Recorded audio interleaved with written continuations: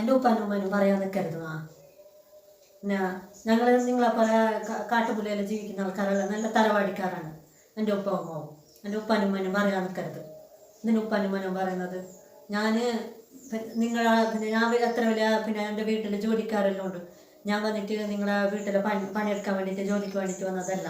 വേണമെങ്കിൽ ഒരു ജോലിക്കാരത്തിന് വെക്കണോ, അല്ലാതെ എന്നെ കുറിച്ചിട്ട് ഇവിടെ വന്നിട്ട് പറയാൻ നിൽക്കരുത്.